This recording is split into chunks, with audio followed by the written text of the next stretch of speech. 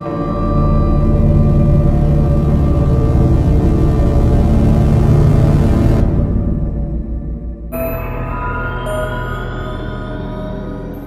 घर की पहली रात अर्चित की आंखों में नींद भरी हुई थी। पूरे दिन घर की शिफ्टिंग से वो काफी ज्यादा थक गया था, मगर सहूलियत थी कि उसे इस भीषण गर्मी में एक सेकंड हैंड फ्रिज मिल गया था, वो भी काफी कम कीमत पर। रात के 11-12 बजे उसकी आंख लग गई और वो गहरी नींद में सो गया। रात के करीब 2 बजे अर्चित को अचानक महसूस हुआ कि कोई घर के दरवाजे पर दस्तक दे रहा है। इस वक्त कौन हो सकता है? मुझे तो यहाँ कोई जानता भी नहीं। इसी बीच दरवाजे की वो दस्तक बरकरार थी। अर्चित भारी आंखों से दरवाजे की तरफ बढ़ा। उसने ठक से दरवाजा खोला, मगर दरवाजे के उस पार कोई नहीं था। उसने सोचा कि ये क्या हुआ, अभी तो आवाज आ रही थी। उसे लगा हो सकता है नींद की वजह से उसे ये वहम हुआ हो। वो दोबारा अपने बिस्तर की तरफ बढ़ गया। तभी अचानक उसके गले को पानी की तलब लगी। वो फ्रिज की तरफ बढ़ा और अंदर से ठंडे पानी की बोतल निकालकर पानी पीने लगा और फिर सोने चला गया। अगली सुबह वो ऑफिस जाने के लिए जब तैयार हो रहा था तो अचानक उसे फ्रिज के अंदर से बहुत गंदी बदबू आने लगी।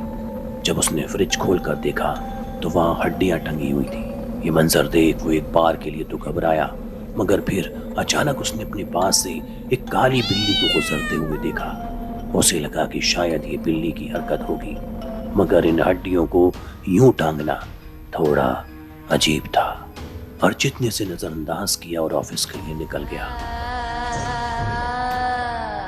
शाम को ऑफिस से लौटते वक्त उसकी नजर उसके घर के दरवाजे पर पड़ी, जिसका लॉक अब खुला हुआ था।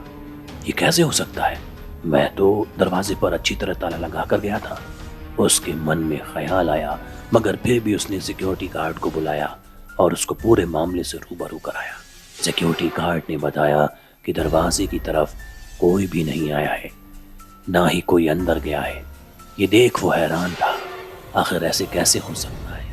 उसने सोचा कि ये शायद उसकी ही भूल होगी और एक बार फिर इस हरकत को नजरअंदाज कर अंदर जाकर रात के खाने की तैयारी करने लगा। खाना बनाने के लिए फ्रिज से सब्जियां और पानी निकालते हुए उसके मन में सुबह का वही हड्डियों वाला मंजर घूमने लगा। उसे एक अजीब सी घबराहट हो रही थी, लेकिन जैसे तैसे वो खुद को शांत किए रात को सोने की तैयारी कर रहा था। रात करीब 11 बजे के आसपास वो बिस्तर पर चला गया। थोड़ी देर लेटे लेटे मोबाइल चलाने के बाद उसकी आंखें भारी होने लगी और वो अचानक नींद में चला गया। अभी सोए हुए कुछ ही घंटे बीते थे कि उसे अचानक एक बार फिर दरवाजे पर किसी की दस्तक महसूस हुई। अर्चित पूरी तरह डर गया। उसे मालूम था कि ये वही मंजर है जो कल भी उसके सामने पेश हुआ था, मगर इस बार अर्चित कमरे के अंदर से ही चिल्लाते हुए दरवाजे की तरफ बढ़ने लगा। कौन है? कौन है? और इसी के साथ वो दरवाजे के करीब पहुंच गया। उसने डरते हुए दरवाजा खोला, मगर वहां कोई नहीं था।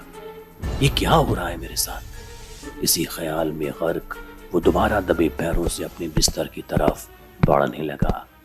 तभी अचानक उसे फिर एक अजीबोगरीब दस्तक महसूस हुई, लेकिन क्योंकि इस बार वो दरवाजे के करीब था, उसे समझ में आ गया कि ये दस्तक दरवाजे की नहीं है। वो इस आवाज की तरफ अपने कान लगाए पूरे घर में तलाशी करने लगा। उसकी ये तलाश उसकी फ्रिज पर आकर थमी, जिसमें से एक अजीबोगरीब आवाज आ रही थी, जैसे कोई अंदर हो, मगर कौन, ये जानने की हिम्मत तो फिलहाल अर्चित की भी नहीं थी।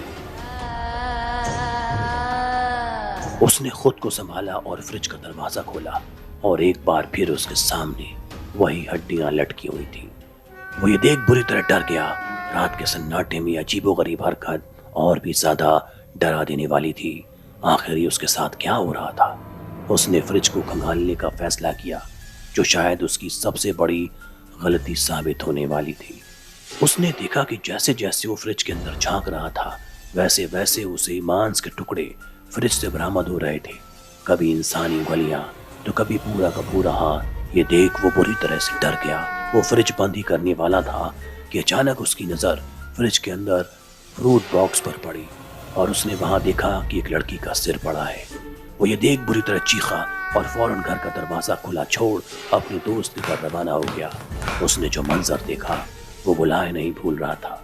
उसने अपने दोस्त को सारी घटना बताई, जिसे सुनकर वो भी हैरान था। अगली सुबह अर्चित अपने उसी दोस्त को लेकर फौरन उस दुकान पर पहुंचा जहां उसने वो फ्रिज खरीदी थी और दुकानदार को कॉलर पकड़कर उसे धमकाने लगा। बता क्या था उस फ्रिज में? ये तूने मुझे क्यों बेची? अर्चित की हालत देख दुकानदार समझ गया कि उसके साथ रात के वक्त क्या हुआ होगा। उसने फौरन अर्चित को पूरी कहानी बताई। उसने बताया कि ये फ्रिज दरअसल कुछ दिन पहले ही उसके पास आई थी। उसने इसे पुलिस थाने में जब्त सामान की नीलामी में खरीदा था। जब उसने पुलिस वालों से इस फ्रिज के पीछे की कहानी जाननी चाही तो शुरुआत में तो उन्होंने कुछ नहीं बताया, मगर थोड़ा और पूछने पर उन्होंने अपना मुंह खोला। पुलिस वालों ने बताया कि ये फ्रिज एक खौफनाक आशिकी की आखिरी निशानी है। दरअसल कुछ महीने पहले राजीव और प्रिया नाम के दो प्रेमी मुंबई से भागकर दिल्ली में रहने आए थे। कुछ महीनों बाद दोनों में अनबन होने लगी। अभी यह सिलसिला कुछ ही महीने और चला था कि तभी किसी बात पर दोनों के बीच बहुत बड़ा झगड़ा हो गया, जिससे राजीव का दिमाग खराब हो गया। वो इतना गुस्सा हो गया कि उसने रातों रात प्रिया का कत्ल कर दिया। मगर जब उसने होश संभाला तो वो डर गया कि अब क्या करेगा। इसलिए उसने लाश को ठिकाने लगाने के बारे में सोचा।